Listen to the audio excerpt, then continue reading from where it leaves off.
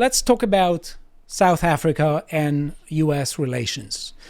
The Trump administration granted refugee status to white South Africans, and the left is on life support. And I want to say that the left has acted in particularly shameful ways, and I want to call them out. And I think that they are deeply hypocritical, morally complacent, and they're actually turning a blind eye to really horrendous rhetoric that is genocidal in the making, but also they're turning a blind eye to terrible practices which very often have victims, and lots of them are disproportionately white.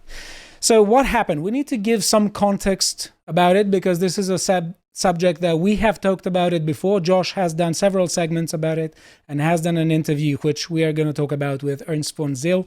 Let me show it to you here. Definitely check it out. They're talking about the fate of South Africa. And you can find it on a website. Go and check it out. So this is a topic that we have spoken about before, but we need to address several people, and maybe they don't know the context. So I'm going to give you some of the context here. So South Africa is governed by the ANC party for about 30 years. There's the party of Nelson Mandela, which came with great promises of liberation, but it looks like everything is worse. I don't think that this is... I don't think anyone can really say that South Africa is in a better position than it was 30 years ago. It's not particularly controversial claim. Important basic things: electricity, security, trains, the value of the currency. On all of these details, they're just doing a horrific job managing their country. Yes, and it's declined periodically, and not only that, the impact that it has on nations around there that was reliant at one stage upon the largest economic power. It slipped behind countries such as Ghana and Nigeria, which are growing because they're freer. Exactly, and they say that on every metric, South Africa has gone backward. Education, health, employment, everything seems to be going downhill. And they are saying that the ANC party had the support of the majority of South Africans for almost 30 years. But last May, I think, the support has dwindled. It has become lower than 50, and there is a kind of lack of governance. And this has led the ANC party to try to sort of pick a segment of the population and blame everything on that segment of the population. And there are several parties, especially we are going to talk also about the EFF, led by Julius Malema, who are openly calling and chanting, "Kill the Boer, kill the white man," which are things that shouldn't be, we shouldn't turn a blind eye to them. We should constantly talk about them, because they are essentially pro-genocide rhetoric. That's how it works. Are they the two main parties at the moment? Or are there used to be a few more than them, if I remember rightly, but they've now risen to effectively be the two main political parties opposing each other? Because one was supposed to be a splinter group of the other, wasn't it? So the EFF is a splinter of the ANC.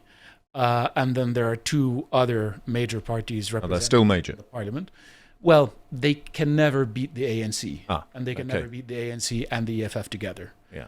And what the EFF does is that it sets out a far more extreme position that the ANC then must meet.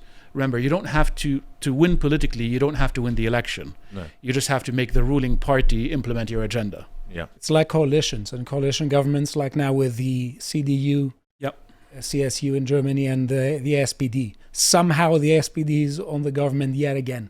Yes, somehow. Right, so a few months ago, Cyril Ramaphosa, the leader of the ANC, signed a very controversial bill, the land seizure law, which calls for expropriation of land without compensation, which effectively means there are no property rights.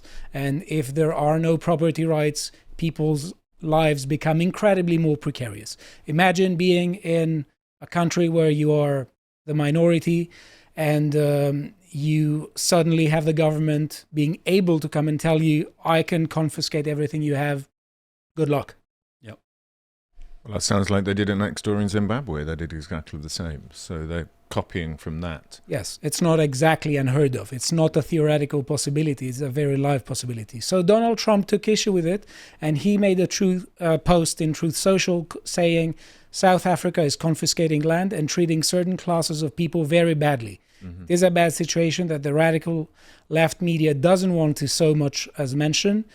A massive human rights violation at a minimum is happening for all to see. The United States won't stand for it. We will act. Also, I will be cutting off all future funding to South Africa until a full investigation of this situation has been completed. And in reaction to Trump, Cyril Ramaphosa here talks about approaching Iran and Russia for a nuclear deal. So I don't know, Firas, do you have a comment about the wider geopolitical angle of the conversation? Yeah, so I think about it this way. With what's happening in the Red Sea and with the United States unable to get the Red Sea shipping lanes open again without a deal with the Houthi, it becomes even more important to make sure that the Cape of Good Hope route is available and is open. And now with the ANC saying that they're going to draw closer to Iran and Russia, and they're already extremely close to China, it becomes a problem to lose this prime geopolitical real estate. And so if there's a situation where there's talk of Cape independence or something of that sort, you can argue very convincingly that the strategic interests of the West require it to defend an independent Cape and to support an independent Cape against essentially China, Russia, and Iran. Now, with Russia, you might get a reconciliation, but don't you see this as this is the kind of consequence of us starting to try and mess geopolitically with what is perceived now as the two largest enemies, Russia and China. Russia is simply the gateway to China. As one security services in the UK mentioned it to me, it says, Stephen, we've always disliked Russia. England has disliked Russia since the 1600s. Yes. But we never really saw them as a major threat. What they are is a threat if they're a friend to China. Exactly. So by weakening Russia, we can then prepare our legitimate pre-war scenarios against China. But China have been aware of this for a long time. They were aware of it financially in the markets. They're aware about it economically, the way they've expanded outwards. So when you get dictators like this who are ready to butcher white people over land and use excuses, all we're doing is giving these people an opportunity to fall into the arms of those, because we're making it explicit at now. And someone over the weekend who's living in northern Pakistan said it's China are using their weapons through the Pakistani military to test them out against French military airplanes. Yes.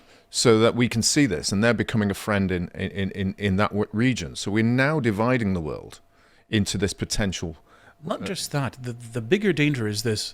The more pressure is placed on unnatural allies of China, like Russia and Iran, who are stuck with China rather than with China, the stronger the Chinese become.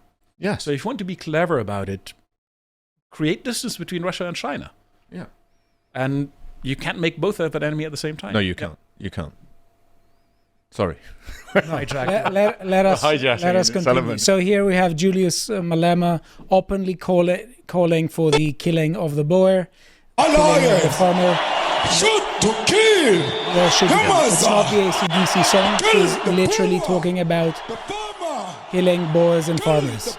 Now, to my mind, this is just incitement to violence. This is the rhetoric that accompanies the demonization of white people. And whenever groups are demonized by rhetoric, that rhetoric also is seen as justifying doing the violation of their rights. So this should be taken seriously. We have here a thread by Visegrad for Julius Malema if you want to check out. It's really interesting. And here we need to say also that there are even more race laws right now than there were during the apartheid times. We have here from the Free Market Foundation this article. Definitely check it out. And these laws now are mostly anti-white. They're anti-white, not mostly. So it looks like the left is trying to create a narrative according to which every criticism of South Africa constitutes far-right extremism and racism. Whereas in fact, it looks like the regime that is governing South Africa is even more racist. Yeah. Right, so what happened? Now we're fast forwarding to today. So we have here the first white South Africans boarding the plane for US under the Trump refugee plan. This is an article by Reuters today, which you can tell that the person who wrote it isn't particularly happy about it. And they're saying here that Trump's offer of asylum to white South Africans, especially Afrikaners, the group with the longest history among white settlers in South Africa, has been divisive in both countries. In the US, it comes as the Trump administration has blocked mostly non-white refugee admissions from the rest of the world. In South Africa, it coincides with heightened racial tensions over land and jobs that have dogged domestic politics since the end of white minority rule. And as they say here, the granting of refugee status to white South Africans, who have remained by far the most privileged race since apartheid ended 30 years ago, has been met with a mixture of alarm and ridicule by South African authorities who say the Trump administration has waded into a domestic political issue it does not understand. So why are they not, in this particular case, looking at the definition of the UN Refugee Convention and assessing that people are asylum applicants if they fear terror and abuse politically and materially on their side of things because they're white, and which we clearly see. If someone says, kill the Boer, they are the Boer. That's a particular individual case that's saying about an individual group. We know that there's been a rise in violence in South Africa against white people. We know that people have been killed. We've seen that on there. So that is a legitimate class of individuals. Whereas those within this article that they're talking about, the non-white refugee admissions, particularly the 200 to 350,000 a month that are going up there through Biden, were economic migrants, of which Indians participated as the, I mean, this is from India, were the third largest group of people going through that southern border. They're all economic migrants. They're not fleeing terror in the same way. In the minds of the Reuters author, if you are European, you are by definition privileged. Yes. Yeah. And this racial hierarchy that they've created is deeply symptomatic of the way that wokes invent a new holy victim for themselves. Because they miss Christianity, they insist on creating new holy victims. And for them, they've decided that rather than the holy victim being Christ, it must be the so-called oppressed. Now, in the case of South Africa, you constantly see attacks by South Africans against Zimbabweans or against other foreigners in South Africa. Absolutely. And you see them obviously against whites, but that doesn't fit their religious dogma. And so they can't see it and they can't recognize it. And they must insist, therefore, that this isn't a legitimate claim of asylum. It's built in. And then there's something else that must be said, which is it's totally fair to expect migrants and refugees to be prioritized based on their ability to assimilate into the host country. Yes. There's nothing wrong with saying that. It's perfectly normal. But to their minds, no, that's a violation of their religious beliefs. The point is that I think that I phrase it in terms of ideology, and I think the core of the ideology of these people is that there can be no such thing as a white person who is a victim of racism. Yes. These are the people who have been educated in, the Ivy League universities that have been pushing, not just the Ivy Leagues, but they have been educated in the universities who have been pushing the critical race theory stuff, which demonizes white people. It's not the colorblind 90s. No, if they really were to truly look at a philosophical and intellectual argument, they would be looking at the poor white South Africans who were living in the estates, the working class, the poverty class, yes, that got worse after the change and the increase of the ANC in power. They've been isolated, and they're the ones who should really be clearly looking for a way out through asylum into the US. But they'd equally be looking at the poor across the rest of Europe who are white or whatever colour. They're the ones who are suffering. Look at their historical context.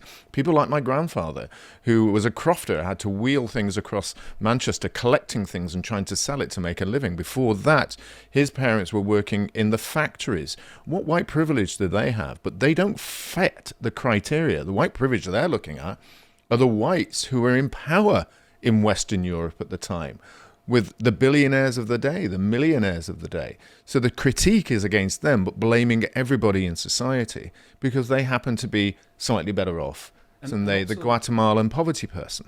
And also completely absolving the rulers of South Africa of any responsibility yes. for the mess that they're in. Yes. As in, why is South Africa in a much worse economic state today than it was at the time that apartheid ended?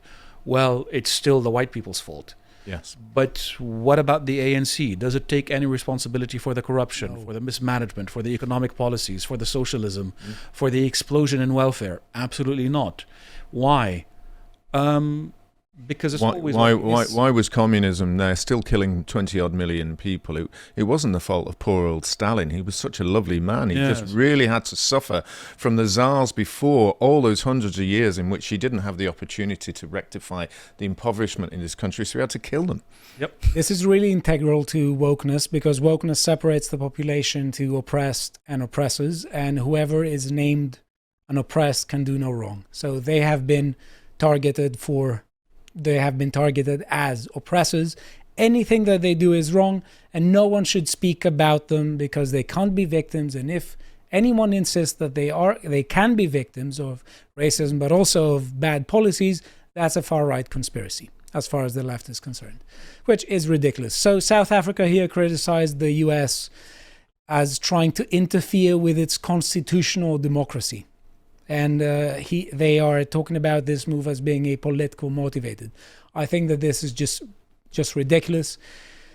Trump responded by describing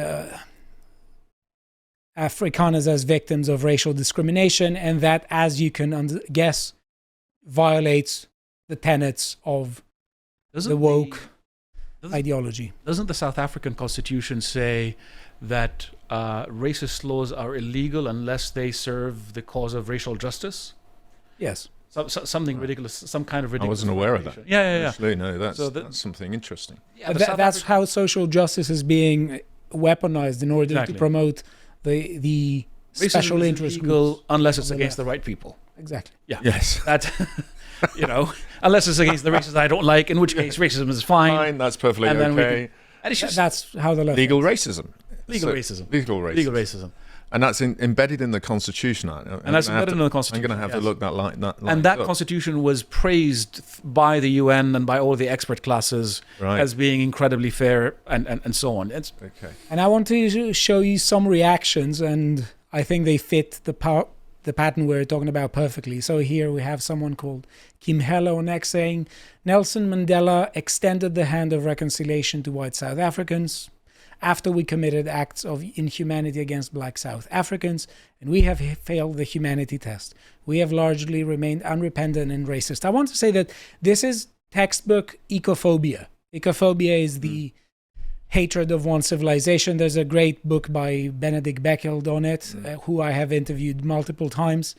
This is really tied to wokeness in a way, because it shows how, and according to that theory, towards the end of some civilizations, basically every civilization, there is a tendency to identify with others and constantly view their own people as bad and as guilty and as the worst thing ever. It is portrayed as a virtue.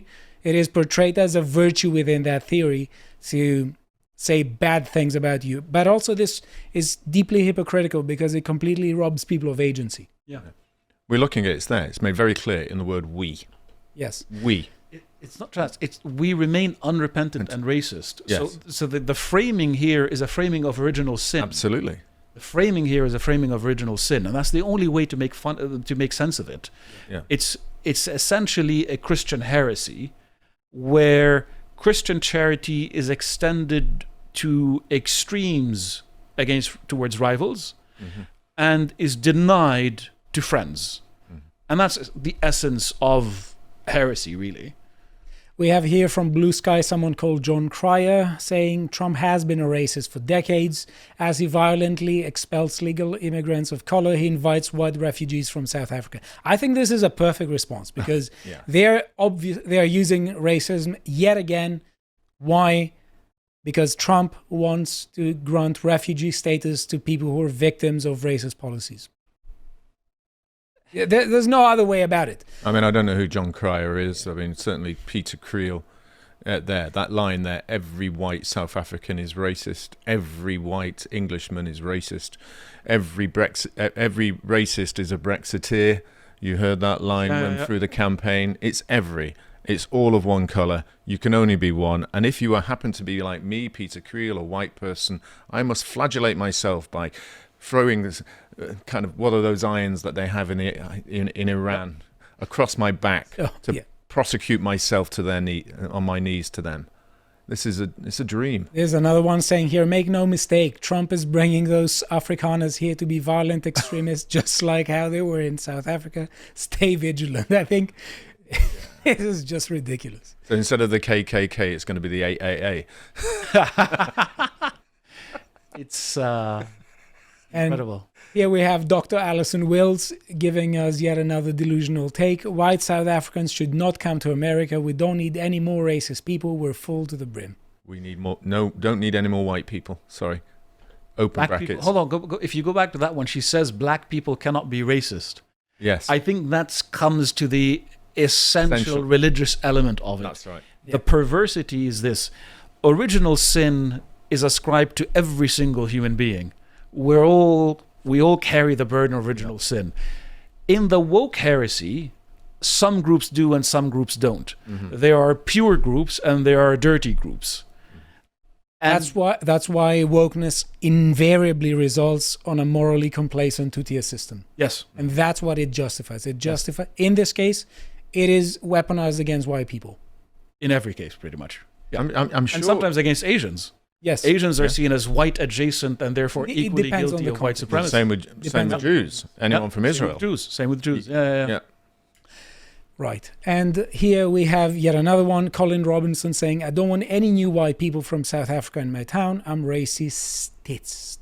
Well, can't even spell, Colin. Yeah, I think that's a... Yeah, there you go. That's not even your image, maybe that's a trolling one. Yeah. Right. So definitely check out the interview Josh did with Ernst van Zyl about the fate of South Africa. And it's really important, and we will go back to the issue because it looks like South Africa is close to the end point of what this ridiculous critical race theory is doing in the West. And we don't want to emulate this. We shouldn't import this. We shouldn't emulate this. If you would like to watch the full uncut version that is also uncensored, head on over to lotuseaters.com to find out more.